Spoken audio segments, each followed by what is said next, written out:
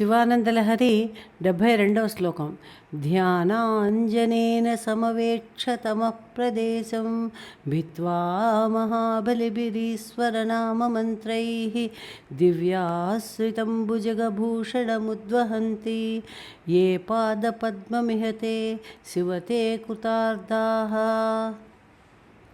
తాత్పర్యము: ఈశ్వర, నిధులు వెదికేవాడు కన్నులకు అంజనం వేసుకుని అది కనిపెట్టి ఆ చోట నిధి రక్షకులైన దేవతలను పూజించి త్రవ్వి ఆ నిధిని తీసుకొని సంతోషాన్ని పొందిన విధంగా భక్తుడు ధ్యానమనే అంజనంతో మీ పాదపద్మనిధిని కనిపెట్టి మీ నామమంత్రంతో మహాబలి యునర్చి ఆవరణమైన అజ్ఞానమును తొలగించి దేవతాశ్రితము భుజగభూషితము అయిన మీ పాదపద్మములను గ్రహించి వాటిని శిరసావహించి జన్మ సాఫల్యంగా పరమానందమును పొందుతాడు అని తాత్పర్యము.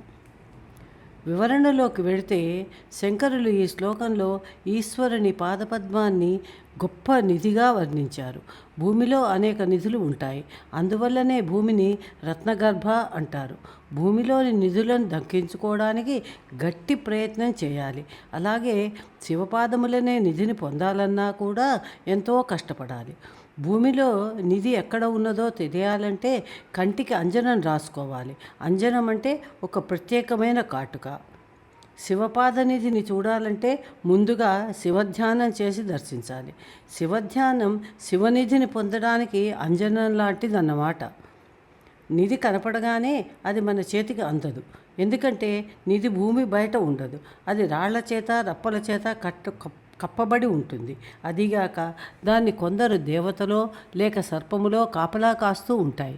కొన్ని ప్రత్యేకమైన మంత్రాలను ఉచ్చరించి బలులను సమర్పించి నిధులను రక్షించే దేవతలను ప్రసన్నులుగా చేసుకొని భూమిని త్రవ్వి అడ్డుగా ఉన్న రాళ్లను తొలగించి ఆ నిధులను పొందాలి. అలాగే శివపాదనిధిని ధ్యానంలో దర్శించినంత మాత్రం చేతనే అది మనకు లభించదు. మన పాపాలు శివధ్యానానికి ప్రతిబంధకాలు అవుతాయి. ముందు వాటిని తొలగించాలి. ఆ తర్వాత మంత్రోచ్చారణ శివనామస్మరణలతో శివుని చుట్టూ కాపలాగా ఉన్న ప్రమథగణాది దేవతలను ప్రసన్నులను చేసుకోవాలి. ఆ తర్వాత సన్నిధిలో బ్రహ్మాది దేవతలచే ఆశ్రయింపబడినది వాసుకి మొదలైన సర్పాలంకృతులతో ఉండేది అయిన శివపాద నిధిని దక్కించుకోవాలి.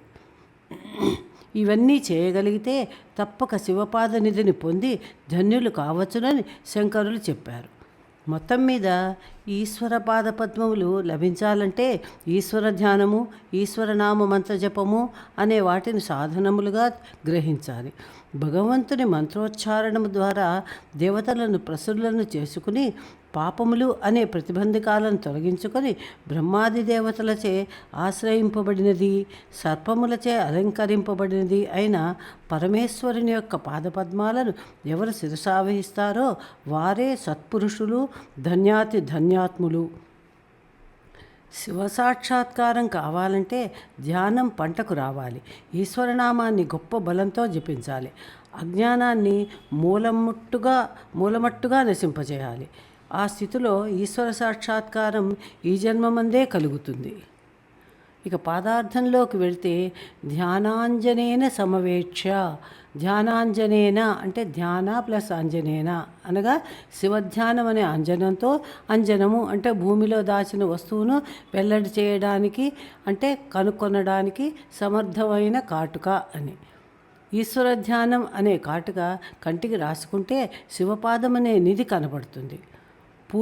పూర్వులు తాము సంపాదించిన ద్రవ్యాన్ని భూమిలో పాతిపెట్టేవారు. వారు కప్పిపెట్టిన నిధి కనపడాలంటే కంటికి కాటుకను రాసుకోవాలి. పోతనగారు కూడా భాగవతంలో ఇలాగే చెప్పారు. నిష్కళంకమూర్తి నిధి కానవచ్చునే ముఖ్యమైన సారంగ కోదండ చింతనాంజనం లేక. భాగవతం 7వ స్కందంలో 17వ పద్యం. ముక్తి అనే నిధి కనపడాలంటే సారంగ కోదండముల చింతనం అనే అంజనం కావాలని ప్రహ్లాదుడు తండ్రితో అన్నాడు. ఇక్కడ జ్ఞానాంజనేన అంటే జ్ఞానం అనే కాటుక అని కూడా పాఠాంతరం ఉంది. తమః ప్రదేశం భిత్వా మహాబలిభిరీశ్వరనామమంత్రైః.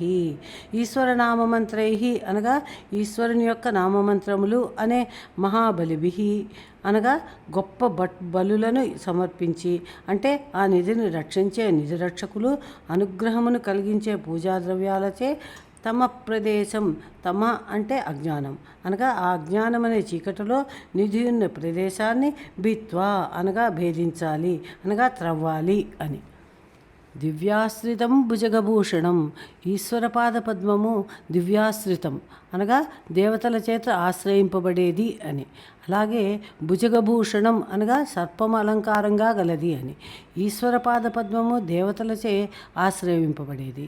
అంతేగాక సర్వభూషణం కలవాడు శివుడు అని అర్థం. ఏ పాదపద్మమిహతే శివతే కృతార్థాః ఉద్వహంతి.